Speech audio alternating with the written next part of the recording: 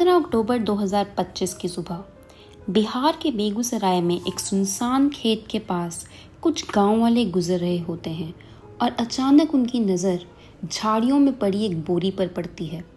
पहले उनको लगता है कि शायद किसी ने कूड़ा कचरा फेंका होगा, लेकिन जब उनमें से एक शख्स पास में जाता है तो उसकी नज़र बोरी से बाहर निकले एक इंसानी हाथ पर पड़ती है।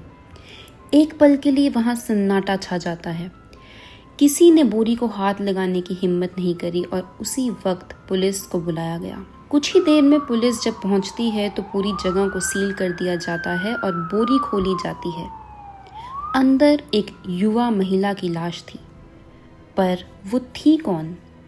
शरीर पर चोट के निशान थे और पहली ही नज़र में लग रहा था कि मौत 1-2 दिन पहले हुई थी। पुलिस आसपास से सबूत इकट्ठा करना शुरू करती है और इसी दौरान उनका ध्यान कुछ दिन पहले हुई दर्ज एक मिसिंग कंप्लेंट की तरफ जाता है। वो मिसिंग कंप्लेंट एक 23 साल की लड़की भारती कुमारी की थी। पुलिस ने बिना देरी किए भारती के परिवार को मौके पर बुलाया और भारी भीड़ के बीच कांपते हाथों और आंसुओं के साथ परिवार ने लाश की पहचान कर दी। ये वाकई भारती कुमारी ही थी। 3-4 दिन पहले परीक्षा देने के लिए निकल जाती पटना, और जाती थी आती थी, वहाँ रहती भी थी, मतलब हॉस्टल में। लेकिन पहचान होने के बाद सबसे बड़ा सवाल पुलिस के सामने ये था कि भारती की लाश बेगूसराय में अपने घर से बस 200 मीटर दूर कैसे मिली, क्योंकि उसके घर वालों के मुताबिक वो कुछ दिन पहले पटना अपने हॉस्टल वापस पढ़ने के लिए गई थी। अगर वो पटना के लिए निकली थी तो बेगूसराय के इस खेत तक कैसे पहुंच गई, और इन 5 दिनों में आखिर हुआ क्या था? आइए जानते हैं। Welcome to the mystery atlas and you are watching the chilling case of Bharti Kumari.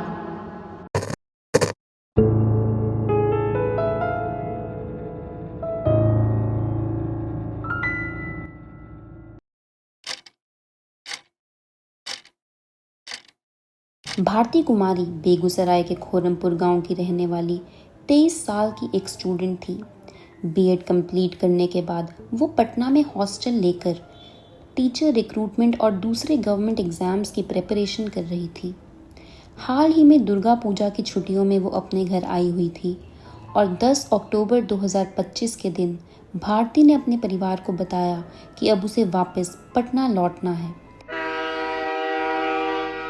Exams की तैयारी दोबारा शुरू करनी थी, इसलिए घर वालों को उसकी बात बिल्कुल आम लगी। भारती 10 अक्टूबर को घर से निकल जाती है। अगले दिन 11 अक्टूबर उसकी आखिरी बार अपनी माँ से फ़ोन पर बात होती है। उसके बाद उसका फ़ोन खामोश हो गया। ना कोई कॉल, ना कोई मैसेज, ना ही किसी को उसकी कोई खबर।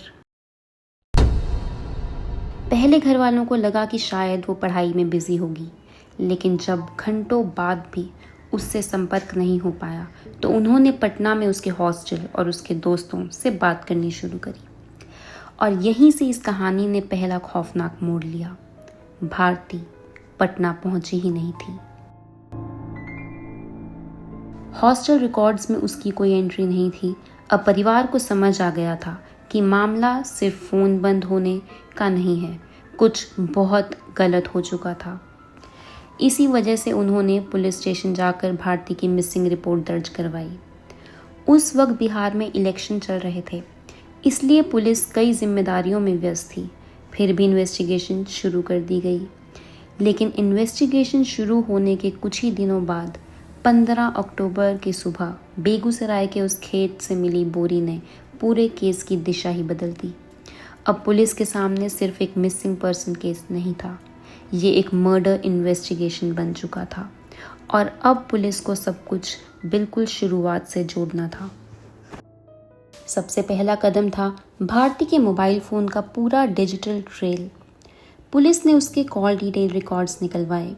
पता चला कि 11 अक्टूबर के बाद उसने किसी से भी बात नहीं की थी, लेकिन कॉल रिकॉर्ड्स में एक मोबाइल नंबर बार बार सामने आ रहा था, एक ऐसा नंबर जिस पर भारती की सबसे ज़्यादा और सबसे लंबी बातचीत होती थी। जब उस नंबर की डिटेल्स निकाली गई, एक नाम सामने आया, गौतम कुमार शाह, किशनगंज के doctor Bhimrao Ambedkar residential school का एक गवर्नमेंट टीचर।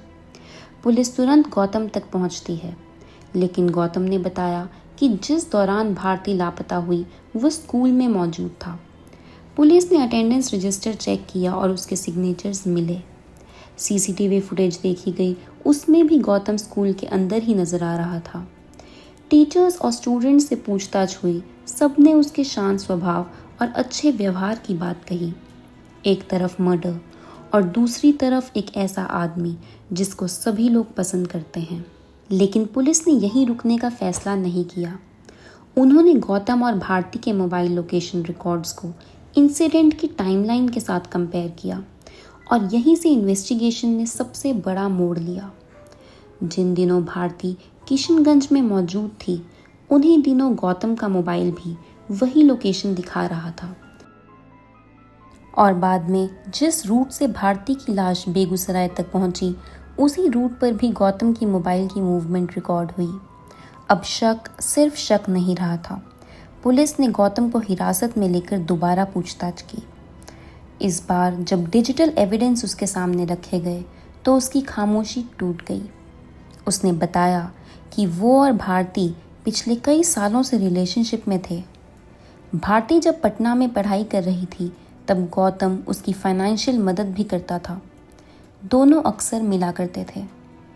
10 अक्टूबर को भारती पटना नहीं गई थी, वो सीधा किशनगंज गौतम के पास पहुंची थी। अगले 2 दिन दोनों ने साथ बिताए। फिर जब अगला दिन चढ़ा, गौतम के मन में ना जाने क्या आया कि उसने पहली बार भारती का मोबाइल चेक किया।